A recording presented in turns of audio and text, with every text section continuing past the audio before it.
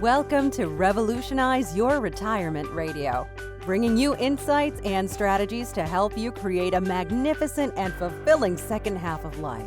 Here's your host, certified professional retirement coach and best-selling author, Dr. Dorian Mintzer. I want to welcome everybody today. I'm Dorian Mintzer, owner of Revolutionize Retirement, and this is my Revolutionize Your Retirement interview with experts to help you create a fulfilling second half of life. I am so delighted today to introduce Betsy Werley.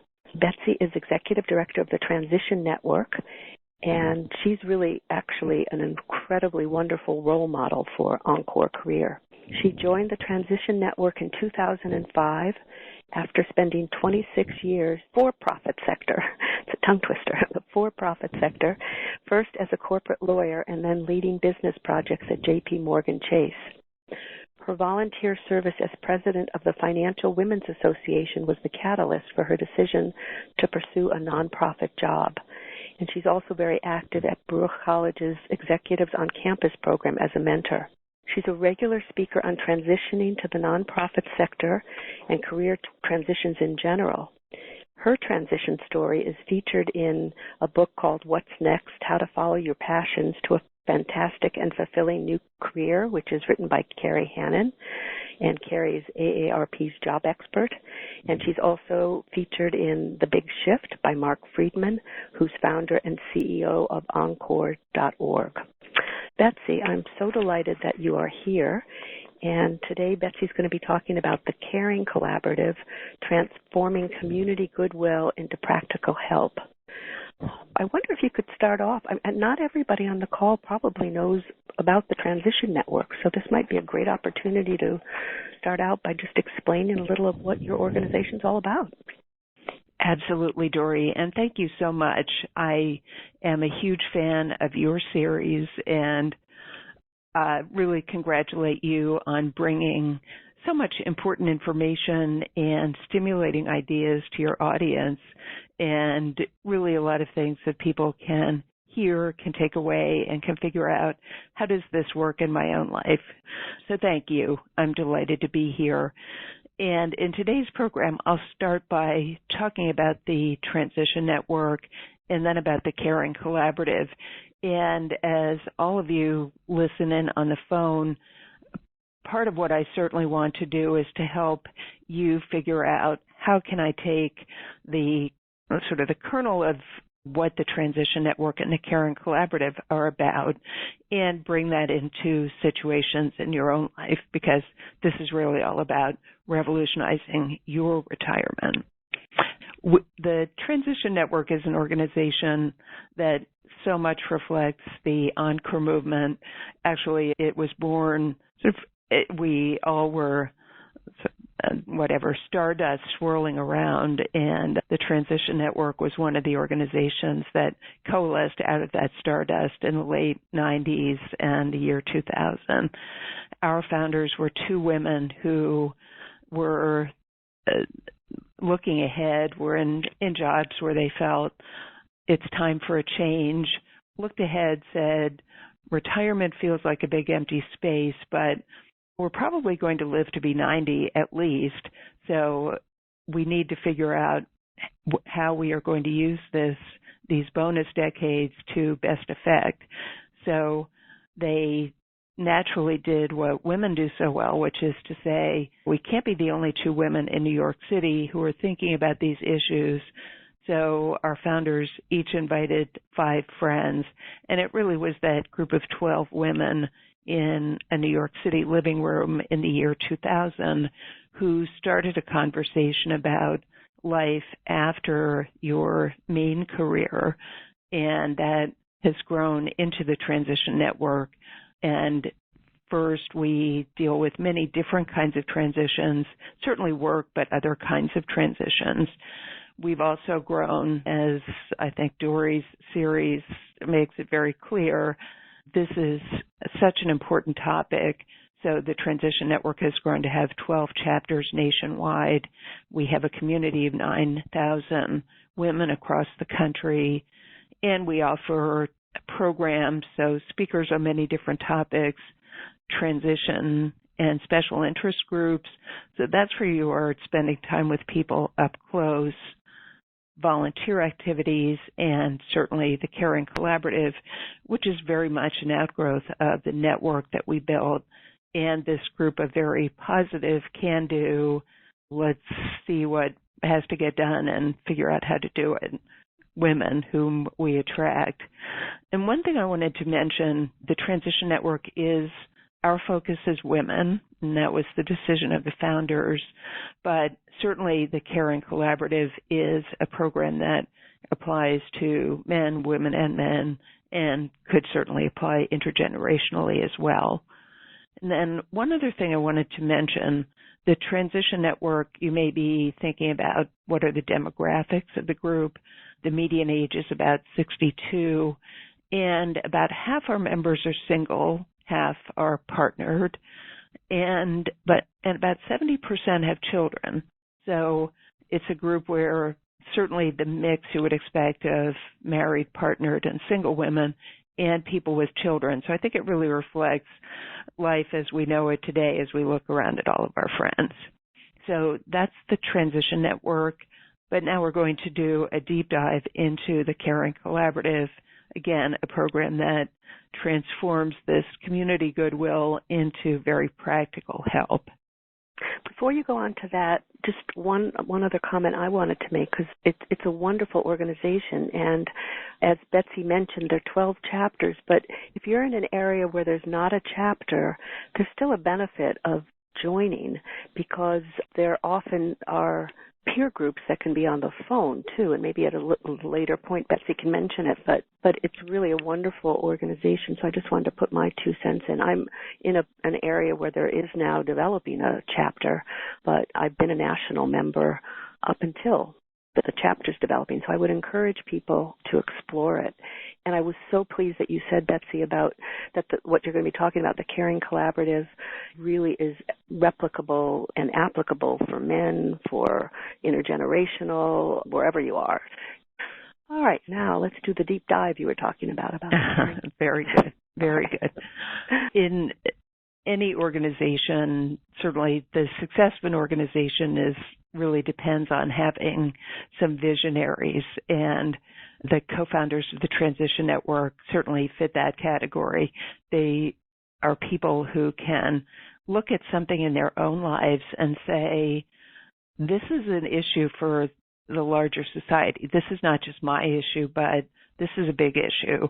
The Caring Collaborative program grew out of exactly that kind of insight on the part of our co-founder, Charlotte Frank. She had some routine surgery which led to some life-threatening complications. And Charlotte is single. She has no children. And she is a very energetic person whose friends, I think like most of us, Charlotte's initial reaction was, I can take care of myself. I'm sick. I don't feel well. The last thing I want is people hovering over me. And I bet that sounds very familiar to all of you. But fortunately for Charlotte, her friends were the kind of in-your-face people who did not take no for an answer. So they rallied, they showed up, they cooked special meals, they went with her to the doctor, they went with her to physical therapy, and they really created and supported each other as a community who helped Charlotte get through that illness. Some were Transition Network members, but others were friends from Charlotte's infinite number of past lives.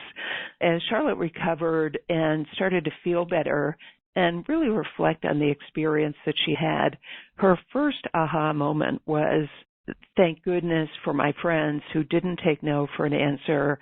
But as I think about the people in my life, especially people, let's say, in my age category, a lot of people don't have this kind of network. Even if they have a family, they may not, their family may be waiting for them to signal. Long story short, Charlotte said, all right, certainly this issue of who is going to help me out in a temporary or longer-term health situation was an important issue. And Charlotte's second aha moment was, In the case of the Transition Network, this organization that she had founded 7 years before, we've got the network. So we have, in New York City at that time, there were about 500 members of the organization. And these are not people who necessarily were friends. Many of them didn't even know each other, but they had come together to share, to explore, to experience things. So her insight was there's a need for this kind of support, at least from time to time, and we have a network. So let's take the two of those and put them together, and let's create a program where we can enlist our network in helping each other to stay independent, to take care of each other for these needs that are outside the medical system, but no less important. So that was really the genesis of the Caring Collaborative. So what is this Caring Collaborative program that the Transition Network created? It's a peer support program, and our program focuses on health issues. One could envision programs focused on other topics, but that has been our focus. The first thing the Caring Collaborative provides is the opportunity to share medical experiences in a local setting. For instance, someone can say, I'm looking for a podiatrist who accepts Medicare. That would be a classic question. A participant puts that question out to the network through a coordinator, and someone else in the network can say, I have a great person to recommend. So sharing medical experiences is one component. The second is support, in our case, for short-term needs. We looked at the Transition Network's membership and said, we know that we can be helpful if someone has a broken ankle, if someone needs something in the short term. We don't know if we can commit to long-term care, but then we began to think, what kinds of support would people need when you go to a doctor taking notes? Somebody to buy groceries. Pet care certainly can be an issue. Just changing the litter box could be life-threatening if you have certain short-term problems, things like bill sorting. Part of the development of the program was enlisting participants in making a list of all the things that they might need and building that into the program so people can ask for support in any of a number of areas. And then the third element of the program in the 3 chapters that offer it is speakers on health topics because, again, we really see this program promoting healthy independence, promoting a positive and proactive approach to our health. And so we want to be as educated as possible about major topics, which might be balance or skincare or any of a number of topics that you could think about. And are the speakers, Betsy, they're in person, or do you ever have speakers on health topics that are on the web, people where there isn't a Caring Collaborative can benefit from it? That's a great question, and I think that is part of where we're evolving. Up until this year, the program has been run in local chapters, and as you see, for instance, the support, especially the support for short-term needs, really is local. So it grew from our local chapters. We've delivered the program locally, but yes, I could certainly envision that we'll start to do webinars so that we can share this great information that will help us stay healthy and independent across the country and not just locally. Thank you. Great. The next bullet says our existing community is the starting point, and I think that's one of the concepts that for many of you on the phone, I hope you're already beginning to think about your book club or perhaps a group that's at a synagogue or a church that you're part of or some other group where people know each other, there's some shared values and certainly a desire to support each other. And so one of the things I'll spend good amount of time on this afternoon, is what kind of tools you can bring into those groups that will really enable all of you to support each other even better. So we started with our existing community, and as I said earlier, the people in this group, so let's say 500 as a starting point, were not necessarily friends, did not necessarily know each other. So part of what we had to do was create a safe framework for people to ask for help, get help, and support each other. Some of the principles of this group, of the Caring Collaborative, which I think are especially applicable with regard to health information. The first is confidentiality, and we have a very strict policy and remind people over and over that confidentiality of any information shared in an exchange is absolutely vital. We all need to, in asking for help or offering our own experiences, you really need to be confident that the person you're talking to understands that this is a very private conversation. So confidentiality is number one. Boundaries, number two, and that is a way of making the exchange of information work well and give everyone confidence in participating. For instance, people are encouraged, let's say someone puts out a question about, I'm having a double knee replacement. Could I talk to someone who had a double knee replacement? So the person who responds, when she contacts the person who wants information, would start by saying, I'd be happy. And first, they'd find a convenient time. Second, she'd say, why don't we talk for about half an hour, for instance, and then if you have some more questions, we can follow up. So the idea is that people feel comfortable volunteering and comfortable asking for information. And then the third component, again, very important in a health-related exchange, is that participants share experiences. They don't give medical advice. We all probably have a lot of ideas of things that would help other people, but one of the important rules of the Caring Collaborative is that you are only an expert on your own experience, and that's what you can share. And you can certainly help people think about how they could get information, but do not advise people on what to do. And we did think a lot about liability. I can talk about that at more length if people are interested. But we certainly feel that having people share their experiences is a way to set appropriate boundaries. So the Caring Collaborative, I think a shorthand for the Caring Collaborative is the casserole exchange. And typically when I talk about the casserole exchange, there's a big chuckle. And we all know the situations where you hear someone is sick and you make your tuna noodle casserole and rush over to her house. And that's a wonderful thing to do, and I love tuna noodle casserole. What the Caring Collaborative does is to say that instinct is exactly right, and let us give you a little bit longer menu of ways that you can help that might be even more valuable to the person you're helping than your casserole. But it is that concept that we're so familiar with of bring food. Okay, but there's more. Good.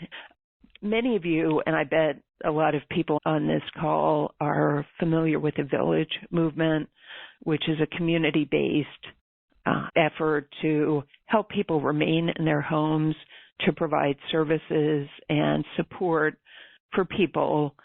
Some of that can be paid support, but a lot of it is engaging people in an intentional community where the participants agree to ask for help when they need it and to provide the kind of help that they can provide. So this spirit of the Caring Collaborative is identical to the Village movement, and I think grows out of those wonderful values of support, of initiative, of making sure that we're taking care of ourselves, not waiting for someone else to do it for us. What I'd like to do, Dory, is cover, there's one more element that I'd like to cover and then open up for questions, unless anyone has a burning question. And I just wanted to comment that you were saying it's a lot in common with the village movement. I totally agree. And it's also a lot in common with that Lots of Helping Hands, which is another vehicle just for people to be aware of. I know because we don't have a caring collaborative here, although, as you say, the temple I belong to has a caring community. But often, I'm just thinking of an example where one of the moms at my son's school was quite ill and having surgery, and she had cancer. And it's so important to not be alone and have people be able to see all the different ways to help. It's such an essential part of life and knowing we're a village to each other. I just wanted to comment on that. Thank you. Yes, I think that is extremely important.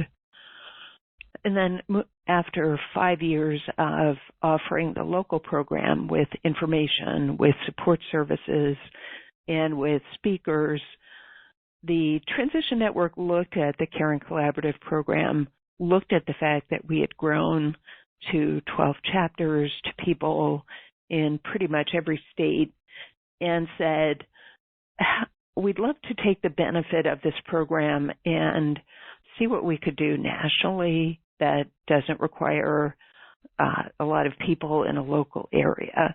And what we came up with was taking one component of the program, which is the information exchange, and offering that to members across the country.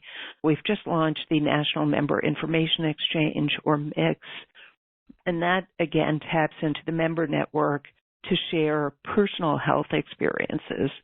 So it could be conditions, it could be rehab experiences or treatments. So again, as in the situation I mentioned earlier, a local situation where someone was asking about a podiatrist who takes Medicare, if we translate that to a national setting, as you see here, a member now with the National Mix program, a member in Santa Fe can send an email to our coordinator saying, I need to go on a gluten-free diet. Is there someone I can talk to about that? And a member in Chicago can respond to that request and say, absolutely, I would be delighted to share my experience of the last couple of years. So the concept of a network of people who commit to supporting each other by being available to answer questions and share experiences is, I think, many of us are part of that kind of network, and the Caring Collaborative can offer tools to help you get that started. In launching the National Member Information Exchange Program, we thought about a couple of things. One is we do hold an orientation webinar to help people understand how does the program work and what are the rules. So the confidentiality, the boundaries, the sharing of experiences, so everyone is comfortable as she starts into the program. And the Transition Network uses a paid national coordinator to run the program because we felt that would ensure that information got routed in a timely way. That said, all of these programs could certainly operate with volunteers, and we can talk about that as well. This is such a wonderful addition, Betsy. It's wonderful to hear about it. It is, and I think I bet many people in the audience have reached a point in their lives, I know I have, where whenever I have a question or a problem to solve, the first thing I think of is, who can I talk to about this? Now, I'm not going to the internet, I'm not going to the Yellow Pages, but surely there's somebody out there who can help me with this. And so the National Mix program taps into the Transition Network in an effective way to help you get answers to your health questions. So we're very excited about that. And then next we have an audience question, so why don't we go to that? And I do have some questions from the audience too, but why Terrific. Do you want to ask the question, and while people Sure. are responding to it, then I can come up with the ones that we already have?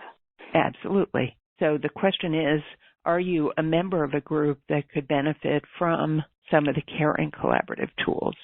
3 options: yes, no, or maybe. Not sure, I would like to know more. So again, we're happy to. So especially if you are part of a group and are trying to think, how could this program, a program like this, fit with my group, please feel free to send Dory a note and we'll talk about that. Okay, great. And there are 2 questions I have here so far. One is from Bruce, who's in Massachusetts, and first it's a comment, which is, he said, this is great and very practical communitarian idea. I love that term. And he is wondering, are you aware of Janice Lynch Schuster's efforts to create a caregiver corps? Do you think a full-scale caring collaborative or mix would preempt the need for a caregiver corps? And he just wondered if you had spoken with Lynn Schuster's, and would you be willing to? It sounds like what you've learned through the Caring Collaborative might be of significant value to the formation of a caregiver corps if it ever gets off the ground. Any thoughts? I'd love to know more about it. I'm not familiar with the caregiver corps. Thank you for mentioning that, Bruce, and I'd love to follow up. Great. Okay. And Sarah from California wondered, since she said, it sounded like you said that the transition network's the basis of mix, but she wondered, is there a way to integrate men into that mix? Literally. Absolutely. I think that the starting point is if you have a group, and the group is open to exchanging information, to receiving a question and offering to provide information if you have relevant information.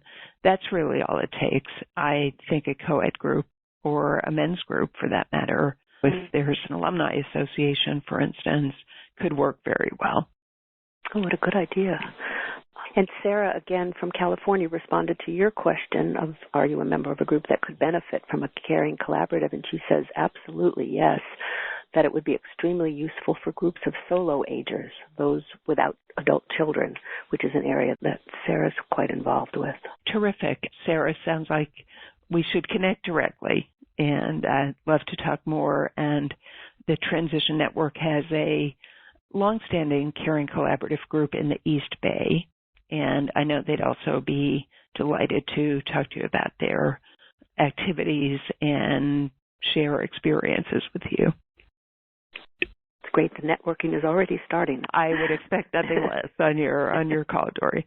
Great. So so far I've really talked about a specific program, how it developed, some individual examples, but of course it's also important to get up higher above the specifics and look at the larger implications. As we all know, our healthcare world today is very focused on acute issues, and it's a transactional system that once they've solved the immediate problem, you're on your own. And that's so leaving all of us really needing to fend for ourselves in certain cases. Certainly if we're single and don't have children, but I can comment from experience in New York City that even people with children who live 4 blocks away, even people with partners, have used the Caring Collaborative services and found them to be quite helpful to supplement what your family might do. So the program really connects informal communities that you may be part of with formal medical care. And I think especially in the big interaction, a big request we see locally is people asking for someone to go with them to a doctor visit if they have a number of questions, if they're expecting a diagnosis that may be difficult, to have someone there as a note taker, and even someone who can help you develop a list of questions, make sure those questions are answered. That's enormously valuable, and that's probably the closest interaction that most caring collaborative members have with the formal medical system in being willing to help each other in such important ways.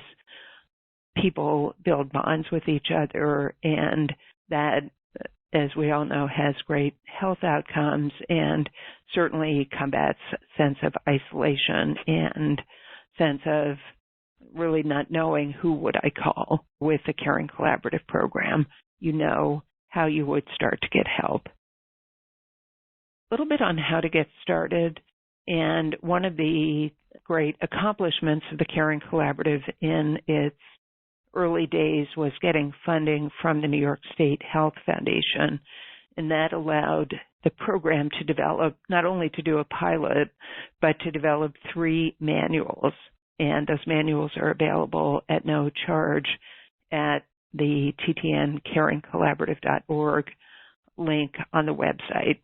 The first is the steps to developing a caring collaborative, and everything from day one, a group of people sitting around a table saying, this sounds like a great idea, to launching the program and managing the program.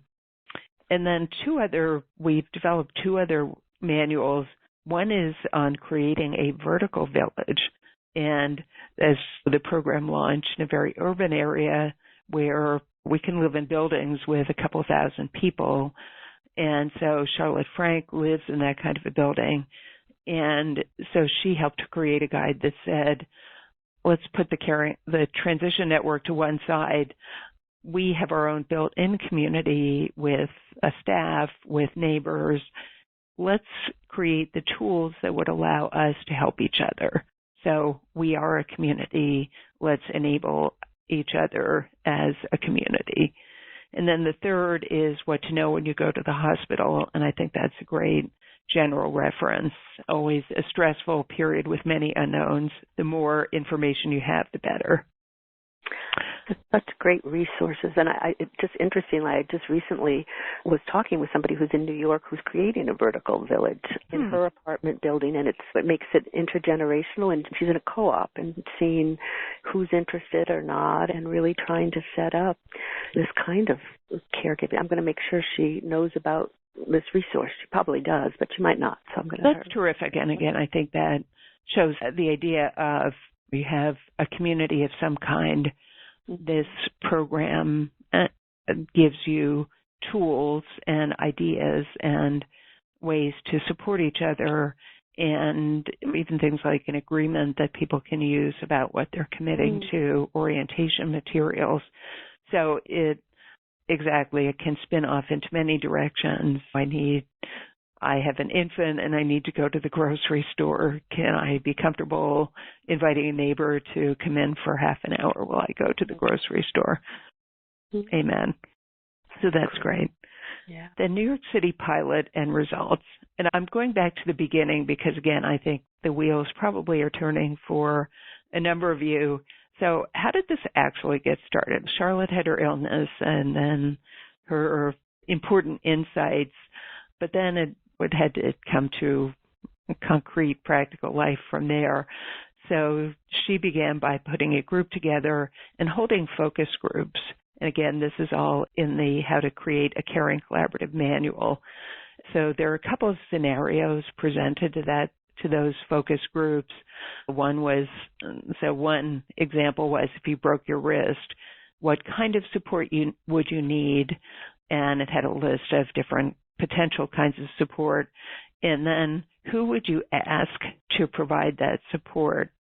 And one of the kind of amusing and sad insights was even the women in the group who were married, about many of them for decades, when asked to choose between asking your spouse or your children for support and paying for help, a surprisingly high percentage said, I would rather pay for help than ask for help.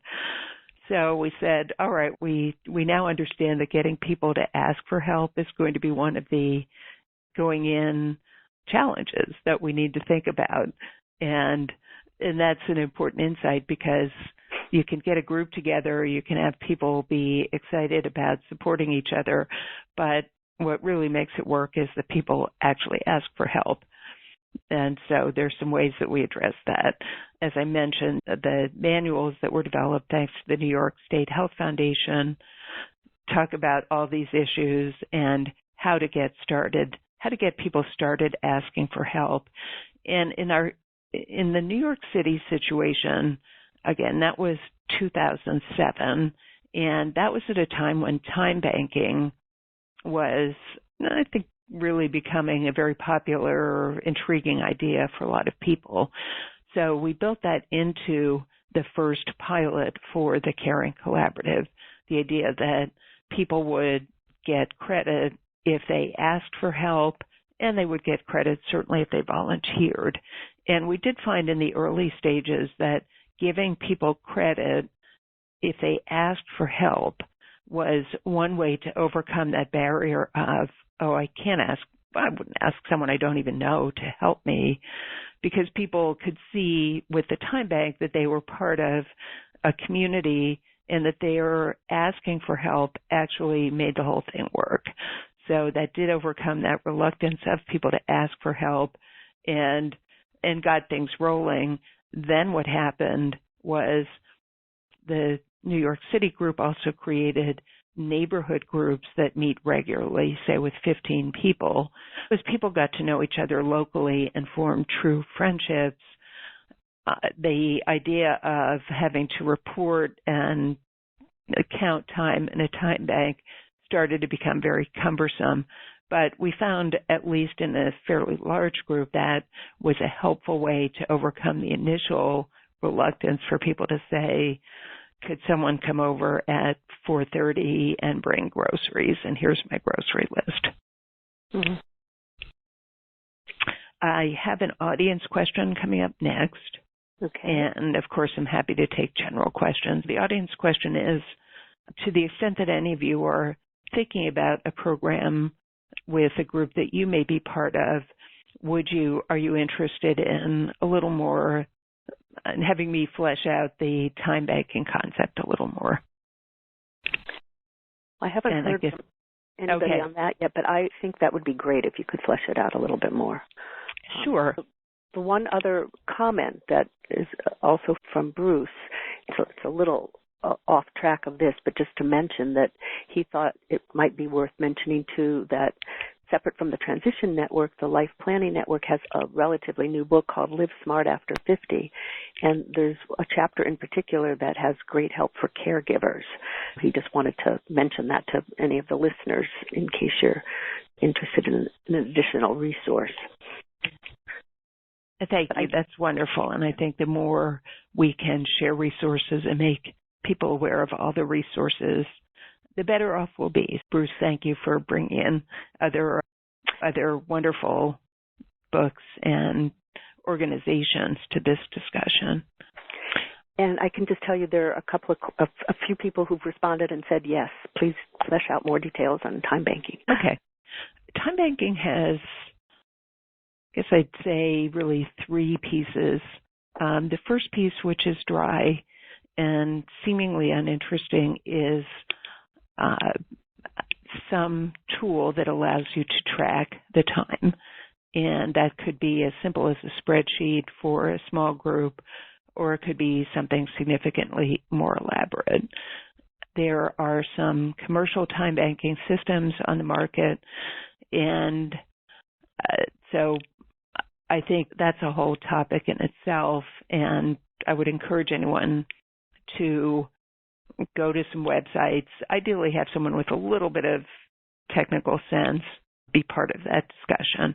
But there are time banks out there, many of which are quite inexpensive. So part one is what holds the information about the participants, about their involvement with the program, perhaps other background information. The second part is the flow of information. So in the case of the Caring Collaborative, if someone said, I would like to have someone who could do grocery shopping for me and I'll be home on Tuesday afternoon, here's my list. So number one, you have to have a system of rules that the person who asks for the grocery shopping gets a credit in the time bank. The person who does the grocery shopping gets credit for the time she spends. And the New York City group also decided that, for instance, attending programs would give people credit. Attending other more social activities would give people credit. In essence, they set up a series of rules about what activities would trigger a credit to the system and how much credit people would get. And then the third, of course, is a person who is the link between the tool and all the activity and who captures the activity and puts it in the spreadsheet or the database. So those are all important parts. In theory, one role of a time bank is it can be like a bank account where, in theory, you could say to people, you have debits but no credits, so you're overdrawn and you don't get any more service. That certainly was never the intention of our program. Our program was really to just track people's usage of the system. The one, to give you an analogy in a different sort of period of life, the one area where I know time banks have worked extremely well is babysitting co-ops. Situations where young parents need help with babysitting for their kids. Others volunteer. You're creating a group effort and trust. And my understanding is in those situations, you did absolutely reach a point where if you had too many debits and no credits, you were not getting any babysitting help. Mm-hmm. So those are some of the time bank concepts. It's like a big account of names and activity, and one can look at it in different ways to track the program, to track who's using and giving service. Perhaps you could recognize people who are especially active. So I'm going to pause there because I know we have a couple more things to cover, and I want to be sure to respect the time.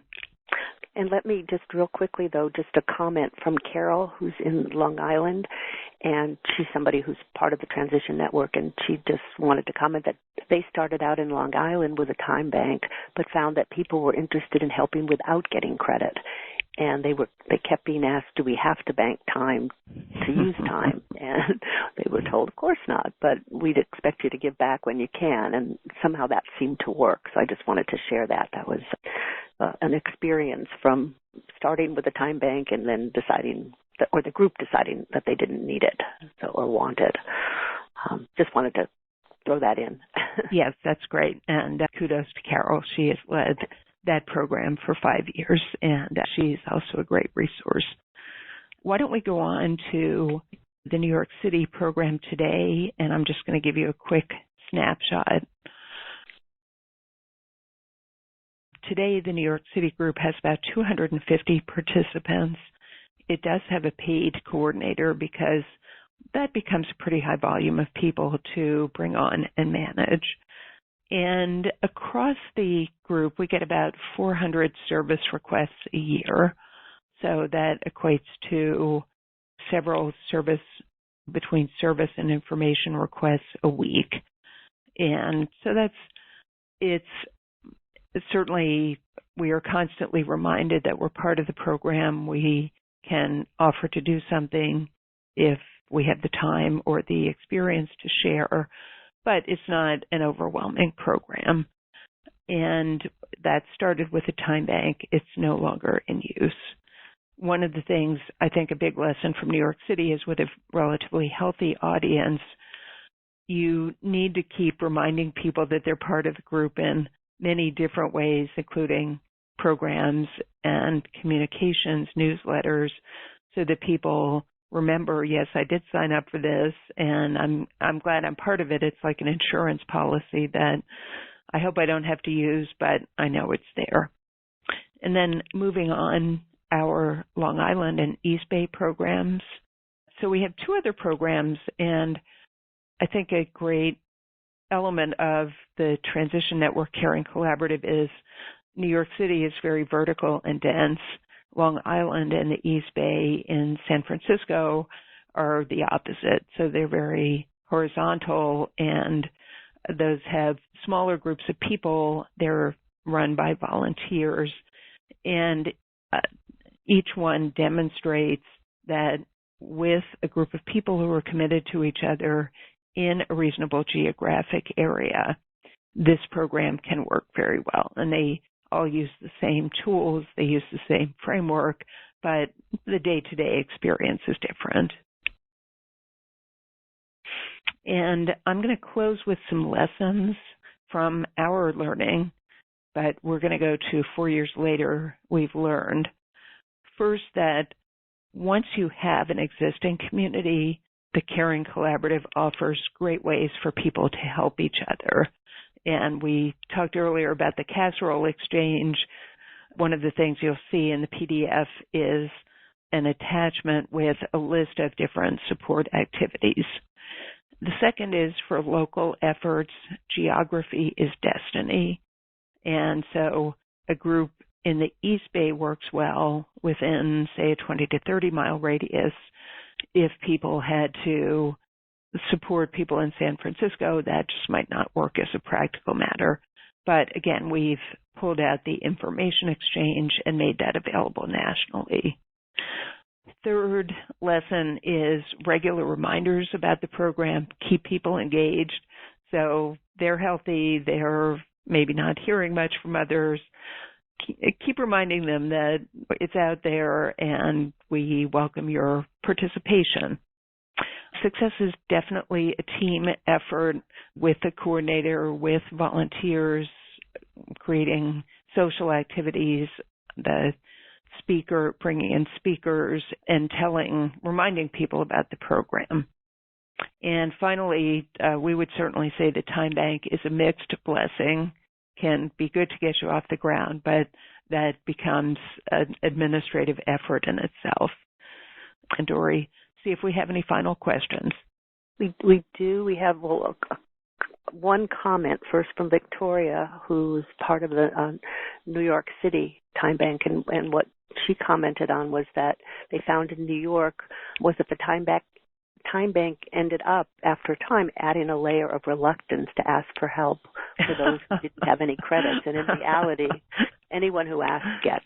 That was just her comment. And then Mary from California, comment and a question. She just said, thank you, Betsy, for your presentation. The topic raises the value for all of us on the call to consider what our plan B would be if we ran into a temporary or a long-term condition that meant we couldn't carry out the kind of normal routines. And her question, which I think you answered, but maybe it would be good to reiterate, is she wondered if individuals who aren't current members of the Transition Network can access the Caring Collaboration material. Yes, absolutely. The material is available on our website, and it's available to anyone who wants to download it. So it's out there. In fact, we're delighted that Helen Dennis is part of this wonderful positive aging world and runs Project Renewment in Southern California. And a couple of her renewment groups have taken the Caring Collaborative Manual and are using it in groups of 12 to 15 women to, again, as some great tools so they can support each other more effectively. So we would be thrilled to find that there's more and more activity, and these manuals are a springboard. That's so great. And Carol from Long Island also just wanted to go on record as saying that the Long Island chapter now has close to 90 members, and they're growing. I know you had a summary that maybe if we want to, are you okay going over just a couple of minutes? Sure. Is that all right? Mm-hmm. Okay. Mm-hmm. Those so far are the questions. I just think this is so valuable for all of us. Oh, and Sarah has said, thanks, Betsy. She's going to be in touch regard to her Solini project. Just wanted to share that. Maybe you could take, before I pull things together and remind people about next month, I know you have a summary of what people need to keep in mind if they're thinking about building a caring collaborative in their community. Yes. I think first of all, I would encourage everyone just to take a look at the Transition Network as a whole, especially those who weren't familiar with the organization, because that network really is the basis, was the seedbed for the Caring Collaborative. And I hope that all of you will have some ideas leaving this call about how to bring these tools into groups that you're part of. For instance, your book group could agree to help each other with doctor visits, just another item on the menu where people who are friends can support each other, or a group at your synagogue could organize friendly visits and grocery shopping. And Dory, I think you mentioned that. So some of the key things to keep in mind, one is to think about who are the stakeholders, so who are the participants, and is there some staff involved, either as part of an organization or in another way. I think the second is to really get a team in place to think through how the program will work, and that team will be the core that helps everything get off to a good start. Third, really think about privacy, staffing, funding, if you're going to have any paid support, and will you track people's participation in some way? And then the liability concerns, which we believe can be dealt with through disclosure, through orientation sessions, and through having people sign an agreement about their participation. And our experience in each of our 3 Caring Collaborative programs has been that the program got off to a fairly slow start, and people looked at each other a little bit and said, when is this going to get rolling? But inevitably it did, and it's been a wonderful, inspiring, engaging, and very positive experience for people to participate, to be open to supporting others. And we really think that's a great aspect of our age cohort and this stage of life, is that we're ready to provide the support. We just need some help knowing exactly how to do it. And you so beautifully are giving the guidelines of how to do it, because I think what you've said that's so wonderful is that probably most of us are in different kind of groups or communities where we really could use some of this wonderful guidance and help establish this. It really does take a village, always. It does so much more as we get older. So it's great. And I just wanted to say, Carol, also from Long Island, just echoes what I was just saying too. What a wonderful overview of the Caring Collaborative, and just, it's such an excellent presentation, and says thank you. I know you had another audience question. Maybe you could just mention, because I think just helping people think about what might be some of the problem areas or challenges in launching it. It might just be good if you wouldn't mind. Yes, terrific, Dory. So I'm following your lead. Thank you. Thank you for leading me so effectively. Yes, and this may be up on the screen. In thinking about others, and the Transition Network has talked to a number of different organizations who had an interest in taking the tools and translating them into their own context. And we've really seen probably 5 different things that are people need to think about, at least in getting started. One is the leadership for the program. So people, certainly we've got people from our Long Island program and our New York City program on the call today. So people with a vision, people with passion to make these connections, to make it work. That's really number one. I think a second is a perceived need for this support. So again, leadership can have that vision, and I think can then communicate effectively. Yes, you would be better off if you were participating in this program.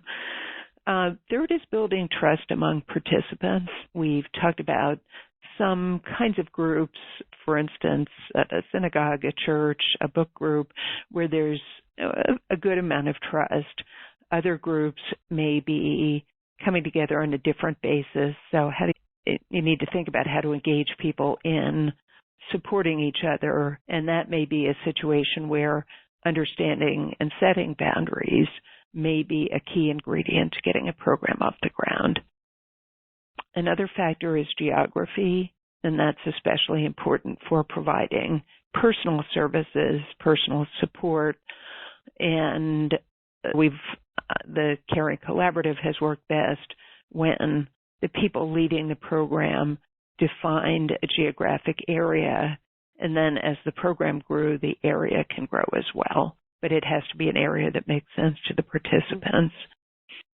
And then the last part is, in order for people to feel that the program is successful, you need dedicated support to receive requests, to sign people up, to hold orientations, to receive requests, to circulate those and share information back with the requester.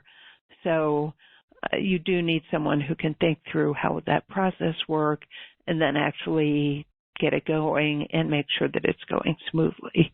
So I think those are some of the key activities of launching a group, and the manual covers those at one level, and then as always, the devil is in the details. But as we said, it's an extraordinarily valuable program once you get it going, and always good to know going in, here are the things we need to think about. This is so helpful and fabulous. I really know I speak for everybody on the call or who will be listening to the recording that it just provides such a fabulous model, because we all do need to think, as Mary said in her question, about Plan B, because they're curveballs that we're all going to experience in life, and to be part of some network so that we know that we can both help others, but that when we need it, that there'll be people there helping us too. So it's such a wonderful model. I'm so pleased that you've been able to be with us today. I just also wanted to compliment you. You've done such a wonderful job in your leadership role with the Transition Network, and many people may know, or some people may know and some not, that Betsy actually is going to be stepping down in July, really feeling like it's time for her next encore. And I just know that all of us are thankful that you've been at the helm for as long as you have, and your legacy is the way that you've helped the Transition Network grow and the chapters now across the country, and it will continue with you in spirit with all of your hard work. So I just really wanted to compliment you, and if we all could take a glass to toast you for your wonderful leadership and legacy. And I'm hoping people will be in touch if there are questions. Betsy's contact information is with the handout. It's Betsy@thetransitionnetwork.org. And as she said, the materials are available for anybody. So I think it's just the creativity that we all need to really think about how do we work within our own existing communities. It could be through the Transition Network if you're part of a chapter and if it's not there yet, but it can be, as we've heard, through so many different vehicles, whether it be book groups, renewment groups, alumni associations. It's wonderful to be creative in thinking about all that. So I just want to thank you so much. Let me just quickly mention, and then we'll see if Betsy would like the last word. Any final takeaways that you'd like to share, Betsy? I just, again, want to thank you again, but any final kind of little takeaways you'd like people to have? I would, and I'm grateful, I'm humbled by your comments, and I will certainly say, I think, next, the concept of the generative generation is so apropos. It's so much what the Transition Network is about. It's so much what the Caring Collaborative is about. My role has really been to help create structure and support the ideas of a couple thousand members around the country, the Caring Collaborative leadership. They really have done most of the work, but it's been wonderful to support them and provide an environment where their ideas can be successful, and that's what's grown the organization. And I think, as with your programs, the appetite for support, for learning, for making this a very positive period of life is infinite. And we're only at the beginning, and so it's been wonderful to be part of it, and I certainly look forward to continuing that in some other way, but really have to thank the Transition Network members who are the ones who continue to make the organization what it is today. Thank you. And your work has been wonderful. And I should mention, too, or maybe, do you want to mention the book that came out from the Transition Network, just in case people don't know about it? Sure. Thank you. You get bonus points for that. Yes, one of the Transition Network's contribution to the literature on this period of life is Smart Women Don't Retire, They Break Free. And that's a book with a great combination of stories and expert advice to take you from that it's time for a change moment where you start to think, this isn't working for me anymore, to finding the next thing that will be fulfilling, and includes some practical advice about what your options might be, and also some important chapters, one of which is, why is my spouse driving me crazy? And you're going in one direction and your partner may not be going that direction, so a little bit of friction. And then also about the need to consider friendships at this stage of life, sometimes make new friends, sometimes get rid of toxic friends who take energy. The book really touches on a number of important subjects, and again, it's about breaking free and looking at what is going to create meaning and satisfaction in these terrific years. Great. And I can attest to it. It's a terrific book, so I really recommend that people buy it and read it. And again, to remind you that the Transition Network is a national organization founded in New York, but with now 12 chapters. But even if there's not a chapter, you still can join. There's a nationwide membership. And maybe you'll get involved in being able to create a chapter where you live, which would be great. And I know that if you are interested in that the Transition Network will help you. Not only do they help give guidelines for developing the Caring Collaborative, but they can also be helpful in helping you develop a chapter. Amen. And yes, and so I'll just mention if people, if you're interested in starting a chapter, there's information on our website, or you can send a note to info@the-transition network. All of those are different pathways to the same result, which is a response and support. Great. And maybe some of the men who are listening in can do a parallel creation of developing a transition network for men. I think it would be terrific. And the model's here. Plug in for that too. So, but thank you again, Betsy. This was really terrific, and I appreciate your willingness also to stay on a little bit longer and to just finish the thinking. And I'm hoping that all of you on the call will think about how you can use some of this material and perhaps in your own community help establish a caring community, a caring collaborative. And what's so wonderful is we don't have to reinvent the wheel, that there's these wonderful resources available to help people to create this very supportive and important structure, I think, for all of us as we get older. Thank you all for being here. And Betsy, thank you so much for a wonderful presentation. It was terrific. Thank you. My pleasure. And thank you all for joining us. You've been listening to Revolutionize Your Retirement Radio with Dr. Dorian Mintzer. To learn more about the resources mentioned on today's show, listen to past episodes, or download our free retirement transition guide, visit revolutionizeyourretirementradio.com.